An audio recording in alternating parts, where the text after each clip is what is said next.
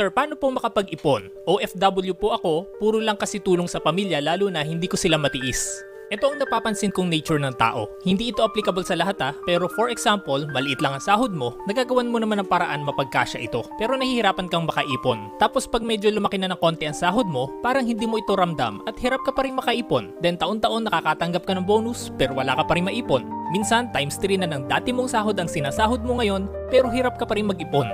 Ibig sabihin lang nun, kasabay lumalaki ng sahod mo yung pagtaas ng lifestyle and expenses nyo. Or worse, may mga cases pa na mas lumalaki ang expenses kesa sa sinasahod. Di mo namamalayan yan dahil sa credit card. So ang need mo lang makawala sa cycle na ito. Ang gawin mo, bawasan mo na agad yung sahod mo ng small amount at yung natira ang pagkasyahin mo. Para pa rin naman sa pamilya mo yung ibabawas mo na yan. Ganito yan, challenge yourself na makaipon ng kahit 1,000 pesos lang muna.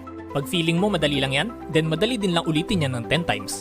Pag nakabuo ka na ng 10,000 pesos, then marirealize mo na hindi naman pala imposible. Ulitin mo lang ulit yung buong proseso na yan ng 10 times ulit hanggang makabuo ka na ng 100k hanggang maging habit na yan. Then pag-aralan mong mag-invest, aralin mong mag-dollar cost or peso cost averaging at magugulat ka na lang sa snowball effect niyan. Mas lumalaki ang investment mo, mas bumibilis ang pag-iipon mo until ma-realize mo na lang one day na mas malaki na ang passive income mo kesa sa expenses mo.